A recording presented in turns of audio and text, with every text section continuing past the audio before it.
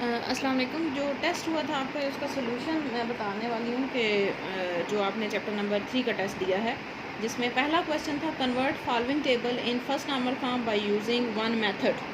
तो आपने कोई एक मेथड यूज़, दो मेथड हमने पढ़े थे टेबल को फर्स्ट नॉर्मल फॉर्म में कन्वर्ट करने के। तो दो मेथड हमने पढ़े हैं, उसमें से एक मेथड आपने यूज़ करके कोई भी जो आपको ठीक लगता है वो यूज़ करके आपने इसको फर्स्ट नॉर्मल फॉर्म में कन्वर्ट करना था। तो फर्स्ट नॉर्मल फॉर्म में कन्वर्ट करना था, सबसे पहले तो आपने ये देखना है कि टेबल हो सकता है पहले ही फर्स्ट नॉर्मल फॉर्म में हो। ठीक है, तो कोई भी टेबल आपको जब दिया जाता है तो आप पहले ये चेक करते हैं कि हो सकता है वो टेबल पहले ही उस नॉर्मल फॉर्म में हो जिसका पूछा जा रहा है। ठीक है, तो अब टेबल देखें क्या था हमारे पास। आइटम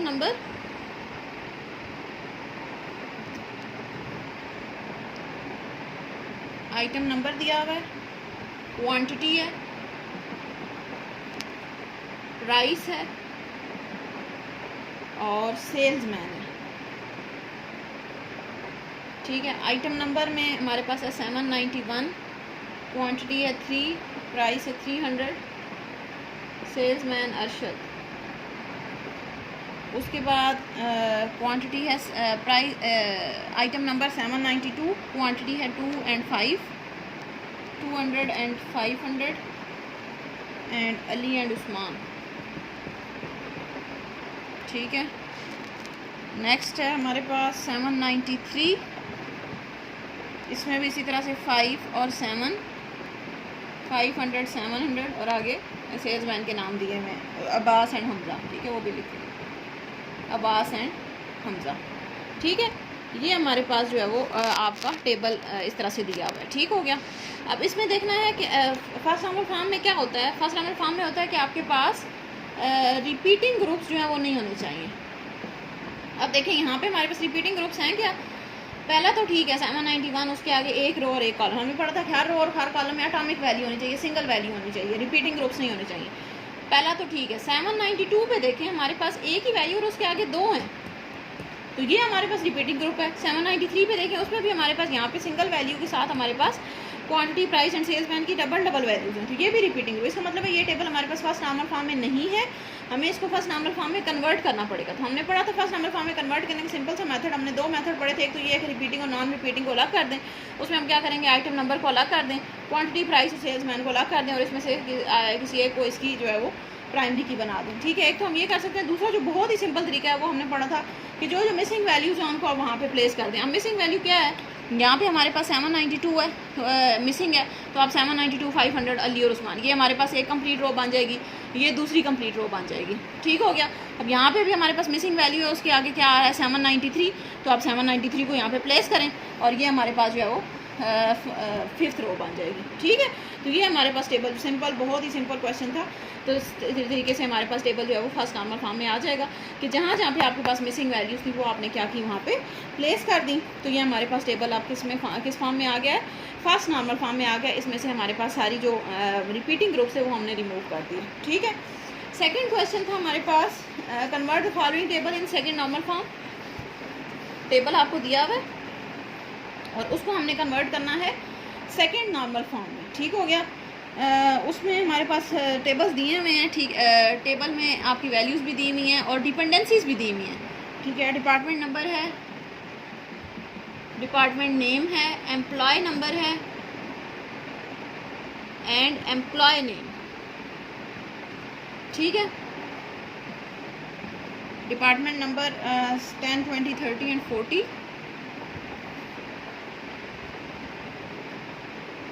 40। डिपार्टमेंट नेम है हमारे पास पहला है management, IT, computer, finance. Employee number है E01, E02, E03, E04। आगे एम्प्लॉय नेम है हमज़ा, अली, महमूद एंड खलीद। ठीक है, ये हमारे पास जो है वो आपका टेबल कंप्लीट हो गया। अब इस टेबल में देखिए हमारे पास जो डिपेंडेंसीज दी हुई हैं वो क्या क्या हैं कि डिपार्टमेंट नंबर के ऊपर डिपेंड कर रहा है। इसमें ये प्राइमरी कीज़ है दोनों, डिपार्टमेंट नंबर प्राइमरी की है और एम्प्लॉय नंबर प्राइमरी की है। ठीक है, जिसके नीचे लाइन लगी होती है वो प्राइमरी की है। अब डिपार्टमेंट नंबर के ऊपर वो कह रहे हैं डिपेंड कर रहा है डिपार्टमेंट नेम। वैसे आपके पेपर में जैसे जब क्वेश्चन आएंगे तो बेसिकली वो आपसे डेफिनेशंस पूछते हैं कि सेकंड नॉर्मल फॉर्म क्या होती है।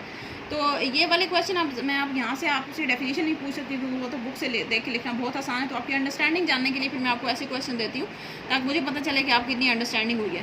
तो आपने इनके साथ साथ डेफिनेशंस भी लाजमी याद करनी है और ये इनका कॉन्सेप्ट भी लाजमी क्लियर करना है, दोनों काम करने हैं, ठीक है। डिपार्टमेंट नंबर, डिपार्टमेंट नेम, उसके बाद है department number, employee number and employee name. Department number, employee number and employee name, ठीक हो गया।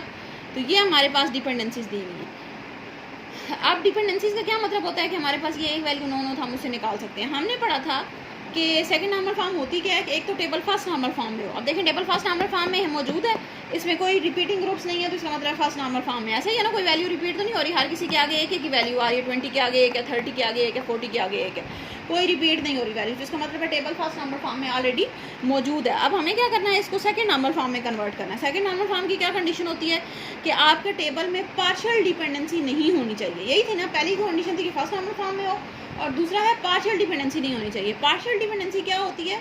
पार्शियल डिपेंडेंसी होती है कि जिसमें आपकी अगर एक से ज़्यादा प्राइमरी कीज़ हो। पार्शियल डिपेंडेंसीज में भी आके हमने 3 कंडीशंस पढ़ी थी कि अगर तो एक ही प्राइमरी की है तो इसका मतलब है table already second normal form में है, या ऐसा है कि अगर हमारे पास प्राइमरी की सिर्फ है ही प्राइमरी की, नॉन के एट्रीब्यूट्स हैं ही नहीं, तो भी सेकंड नॉर्मल फॉर्म में है। और थर्ड है कि अगर एक से ज़्यादा प्राइमरी कीज़ हैं तो फिर जो बाकी नॉन के एट्रीब्यूट्स हैं वो उन दोनों के ऊपर डिपेंड कर रही हैं, ये ना हो कि आदि के ऊपर डिपेंड कर रही हैं। आप देखें क्या ऐसा ही है, डिपार्टमेंट नंबर के ऊपर डिपेंड कर रहा है डिपार्टमेंट नेम, यानी कि एक पार्ट ऑफ प्राइमरी की के ऊपर डिपेंड कर रहा है आदि एक नाम के एट्रीब्यूट, बाकी दोनों के ऊपर बाकी जो दूसरा एट्रीब्यूट बच गया वो दोनों के ऊपर डिपेंड कर रहा है। तो ये हमारे पास यहाँ पे प्रॉब्लम आ गया। हमारे पास होना क्या चाहिए था कि डिपार्टमेंट नंबर और एम्प्लॉय नंबर दोनों के ऊपर डिपेंड करना चाहिए था डिपार्टमेंट नेम और एम्प्लॉय नेम को। वो हमारे पास होती है कि हमारे पास जो है वो करेक्ट डिपेंडेंसी बनती है कि आपके पास जो दोनों नॉन के एट्रीब्यूट्स हैं एम्प्लॉय नेम और डिपार्टमेंट नेम, इनको इन दोनों के ऊपर डिपेंड करना चाहिए, एम्प्लॉय नंबर और डिपार्टमेंट नंबर। ये नहीं कि सिर्फ एक के ऊपर डिपेंड कर रहे हों, तो वो हमारे पास मसला बन जाता है, ठीक है। तो हमें जो ये वाला प्रॉब्लम हल करने के लिए हमें क्या करना है, हमने इसको सेकंड नॉर्मल फॉर्म में कन्वर्ट करने का तरीका पड़ा हुआ है। वो क्या तरीका है कि आपने इसको जो डीकम्पोज कर देना है, 2 अलग अलग टेबल बना देने हैं। तो हम क्या करेंगे, इंडिपेंडेंसीज को आपने माइंड में रखते हुए 2 अलग अलग टेबल बना देने हैं। टेबल हम कैसे बनाएंगे, एक टेबल आप बना दें डिपार्टमेंट नंबर और डिपार्टमेंट नेम का, 2 टेबल बन जाएंगे, एक डिपार्टमेंट नंबर और डिपार्टमेंट नेम। इसका नाम आप बेशक कुछ भी और रख दें, इसका नाम आप टेबल का रख दें डिपार्टमेंट, ठीक है। इसके अंदर दोनों डिपार्टमेंट नंबर और डिपार्टमेंट नेम वाली चीज़ें आ जाएंगी और ये इसकी प्राइमरी की बन जाएगी। यहाँ पे 10, 20, 30, 40 और डिपार्टमेंट नेम आ जाएंगे जो भी हैं, मैनेजमेंट है, आईटी है, कंप्यूटर है, फाइनेंस है, ठीक है। तो ये हमारे पास एक टेबल बन जाएगा और दूसरे टेबल में हमारे पास डिपार्टमेंट नंबर और एम्प्लॉय नंबर है, तो वो हमारे पास जो है वो दूसरा टेबल बन जाएगा।